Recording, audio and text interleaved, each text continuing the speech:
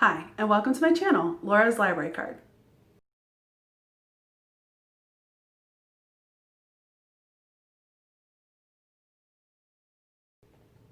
So I took a long weekend because I just deserved it.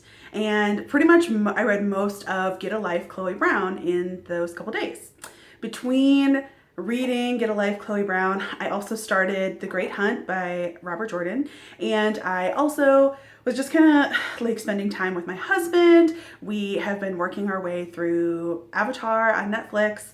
And he's seen the show before, but I never have seen the show. But I'm really liking it, and we are working on Avatar. I have been watching a bunch of booktube videos. I have been watching some Critical Role, which is Dungeons and Dragons. I am so woefully behind in the second season that like it's essentially not even the same thing. Like I'm on episode like 20 and I think they're on episode 100 something live.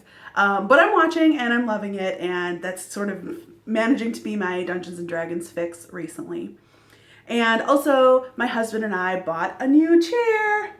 It's like a fancy cuddler with an ottoman, and it's going to be like my reading spot. So I'm really looking forward to when we get that chair and I can now have like my own little reading, comfy, cozy spot, better than just like the miscellaneous, all the spots I normally already use.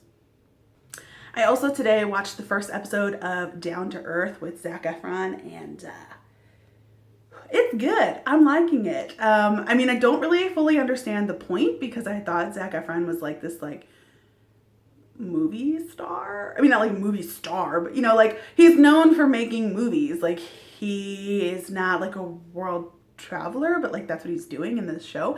Anywho, the first episode, they're, you know, in Iceland, and it's beautiful scenery with shirtless swimming Zac Efron and chocolate. And yeah, I mean, like the point of it was all about how like the sustainable, you know, resources and how the people there are like managing to harness, you know, all of their energy from renewable resources, and like that's amazing. And the scenery is really pretty, so I'm gonna keep watching that show, I think. But anyway, on to Get a Life, Chloe Brown. So I will say that there is a trigger warning in that there is an abusive relationship, not between our two main characters, but that someone is trying to get over in this book. So I read Get a Life, Chloe Brown over the last couple of days in ebook format, and I really enjoyed it. I ultimately gave it like a 4.5 stars. I'm gonna go with 4 stars. And so the premise of this book, which, you know, you can find, I feel like this is sort of like a trending book, but the premise of Get a Life, Chloe Brown is that the main character, Chloe, realizes early in the book, she kind of has like this like near miss with a car accident, and she realizes that her life would be pretty boring. So she like kind of makes this list and like moves out of her rich family's mansion and into her own flat, and she is determined to not let her, you know, chronic pain, just fibromyalgia, I think, she's determined to not let that affect her life any further than it already has, because she wants to get a life. So she meets, and the main male interest in the book is Redford Morgan, and the romance ensues. So I really like this book because it was really interesting to have a main character of Chloe who deals both with chronic pain, and she is curvy, and she is like prickly, but like she's also internally like I think a really like good person. She just kind of has like managed all these she even says in the book she's managed and found these coping mechanisms that may not always have been the most healthy options, but she is, I think she doesn't really, I guess she doesn't really undergo that much like character growth, but she really like, I guess, learns to like trust again. So like I guess that's character growth. I don't know, whatever. That was sort of the number one complaint that I saw on low star reviews, was that people found Chloe to be unlikable, and her like rudeness, especially early on with Red, was what like turned them off or made them not finish the book. Speaking of Red, Red is this just like adorable big like Viking kind of character with this like glowing fire red hair. And yeah, like Chloe is just like enamored with him and his smoking hotness. He's got tattoos. You know, he is from his perspective, he views himself as sort of like a lower class than Chloe because Chloe comes from money and Chloe's like kind of snooty.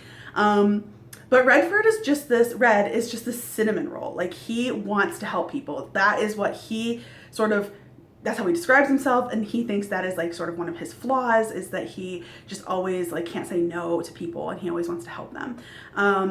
But I really like that in a main male character. I felt like he was really in tune with Chloe and he was able to like read her and her like status. Like, you know, he was willing to and made accommodations for, without even thinking about it, to estimate her like levels of pain and like what she could handle that day. And then like, you know, he kind of described it, I thought, really well. He said, look, the point of a relationship is that like we fill in each other's gaps. He's like, I can cook and right now you can't, so I'm gonna do that.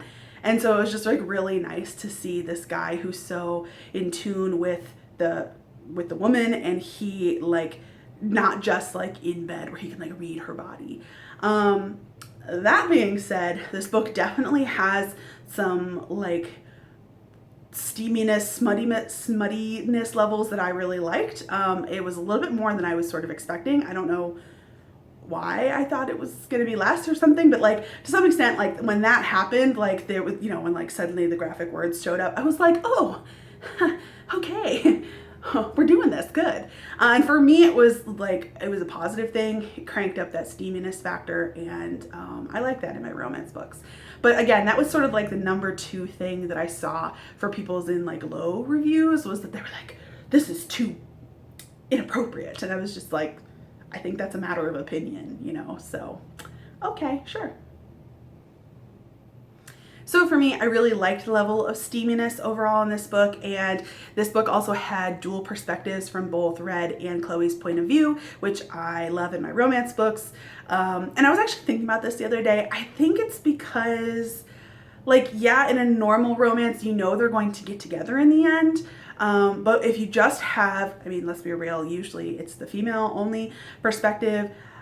There is always like that like tiny little bit of uncertainty that the male character doesn't feel that way about her, even though like, you know, it's a romance and like you're there for the happily ever after, whatever. I just think that like when you get both point of views,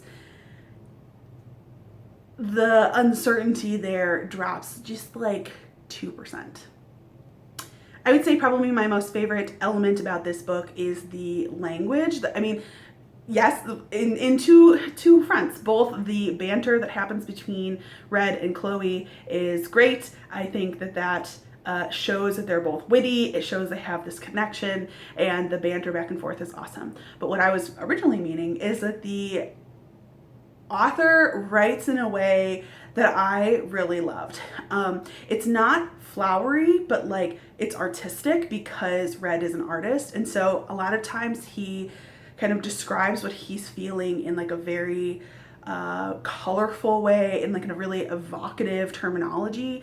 And I felt like he, and Chloe too, but like this was more of like an author writing thing. The writing was just really sensational. Like it was very, like they described multiple times about how they're like heartfelt, or how like warmth spread through them. And I don't have like a great thing. Maybe I'll put a quote right here.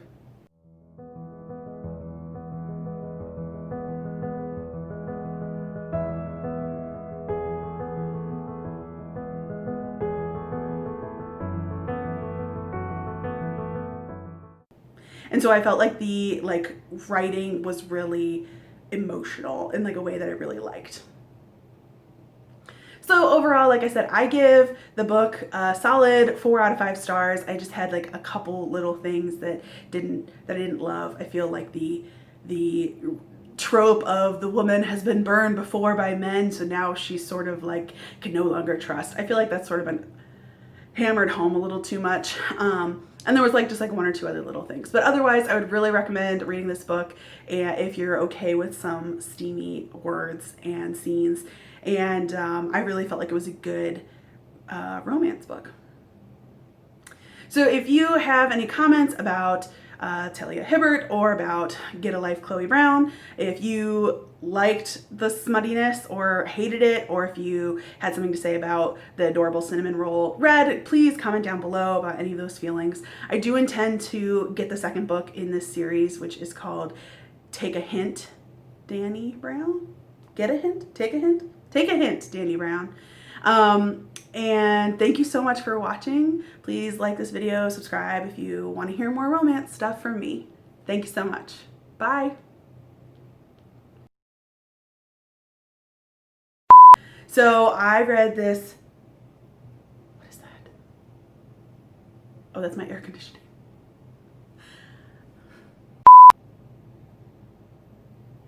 Am I recording?